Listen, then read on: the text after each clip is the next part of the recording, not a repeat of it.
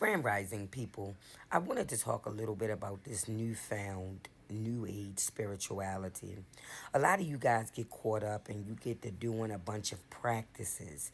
I tried to explain to you guys before that practices have nothing to do with real spirituality. Practices has nothing to do with real spirituality. Remember, first things first, real spirituality is a lifestyle. It's a day to day lifestyle. And it has absolutely nothing to do with your practices. Practices being able to pluck cards, practices being able to light candles, practices being able to deal with the Orishas, practices that allow you to deal with Christ, practices that allow you to participate with Buddha, practices that will allow you to participate with Confucius. All of these are practices. And practices has nothing, I said it, practices has nothing to do with real spirituality.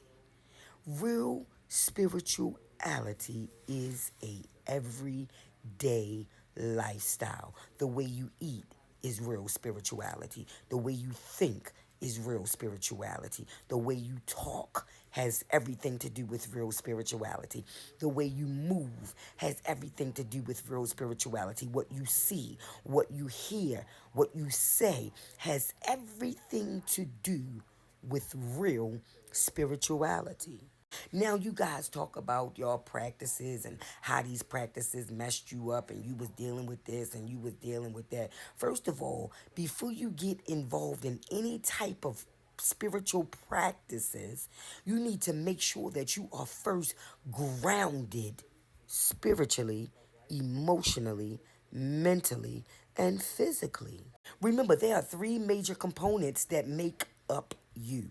It's the body, which has everything to do with what you see, what you say, what you do, what you think, what you eat. Then you have the soul. The soul is what is comprised of your thoughts, your will, and your emotions. So, how emotionally stable are you? How emotionally unstable are you? What is your thought process like? How unstable are your thoughts? Have you surrendered over your will to the will of the Most High? Have you? This is what makes up your soul. And then you have your spirit. Your spirit is the part of you that gives you life. Without your spirit, you're dead. Without the spirit, the body is dead. But also, that spirit is what connects you to the spirit of the Most High. Real spirituality has everything to do with what cycles you stopped at. For an example, you're 0 to 7, ages 0 to 7. You need to go back and look at that and look at the traumas, look at the abuse, look at the neglect, look at some of those things. And then you go from 0 to 7 to 7 to 14. Because whatever happened from 0 to 7, if it's not addressed appropriately, it would affect 7 to 14. And then if it's not addressed appropriately, 7 to 14 will affect 14 to 21, so forth and so on. When you think about these seven main chakras, yes, we have over 100 chakras in our body. And another name for chakra is just the energy portal. It's like a pressure point, so to speak. You cannot think that your crown chakra and your third eye chakra is open, baby, if you have not dealt with that root chakra. The root chakra is the first chakra. This is the chakra where all your traumas, your hurt, your guilt, your pains, this is where this energy lies. And it has to be addressed first in order for you to operate in real spirituality. Some of you have mommy traumas, daddy traumas. You have sibling rivalries. You've been teased in school. You have school traumas. Some of you was molested and you was abused and you was criticized and ostracized. And it has to be dealt with. You have to ultimately go back and deal with those things. After you deal with your root chakra, then we need to move up to the sacral chakra, then the solar plex chakra, then the heart chakra, then the throat chakra.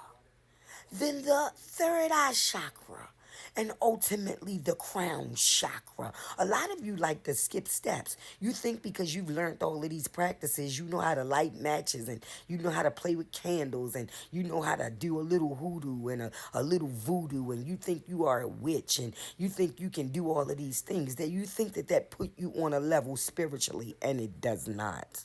Some of you don't even realize that you have gotten into positions where your character can't keep you. Same way, same thing.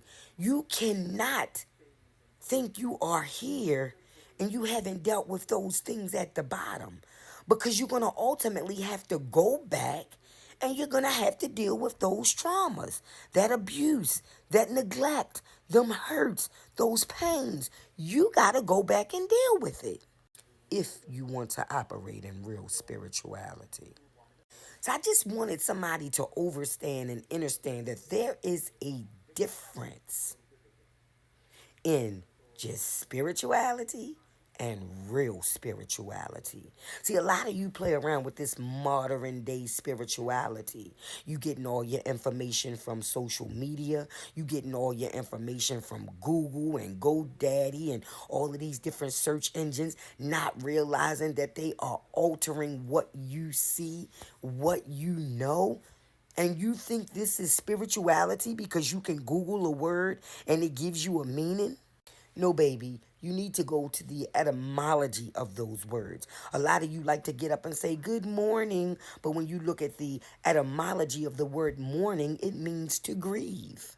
A lot of you gonna say, nah, because that's spelled a different way. What the hell does the spelling have to do with it? Absolutely nothing. When you understand that everything is energy, this is real spirituality. When you understand that everything is energy, the spelling has nothing to do with it. It's the vibration that makes the difference. That's how come you can continue to speak, oh, I'm broke, and then wonder why your money is funny. Or you can run around talking about I'm hurting, my back hurting, my this hurting, my that hurting, and then that pain really begins to move forward. Or you make statements like, I don't never have this and I don't never have that, and then wonder why it never comes. Because the English language is nothing but spells.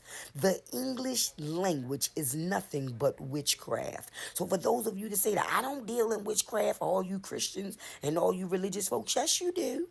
Yes, you do. If you're speaking the English language, baby, you're dealing in witchcraft every day. Every day? Every day. And this is why I teach etymology. Because you need to know the truth behind these words that you are using. The words that you are using and the meanings that you are getting off of the internet is not the reality of it. When you are dealing with real spirituality, you would understand and understand that your spirit is what's going to lead you and guide you into all truth and righteousness. And what did I say that your spirit does? That's the part of you that connects you to the spirit of the Most High. Listen, if any of you are interested in taking any of my courses, I offer 7 courses, mainly etymology, the truth about the Bible, religion versus spirituality. They are the 3 that I really want to push right through here because you have missed your assignment. So for those of you who are participating in modern day spirituality and you really want to deal with real spirituality and what that looks like and what that is, and you know you ready, get with me. I offer a 30-day, 60-day mentoring class where we go over some of this stuff, the hard shit, the shit that you don't want to address, the stuff that you don't want to look at. We got to go back and look at it. If you don't remember anything or hear anything else I said on this message, remember one thing, that your spirit is what's supposed to lead you and guide you into all truth and righteousness. Not your pastor, not a book, not a man, not a woman, your spirit. I said what I said. I love you. Bye.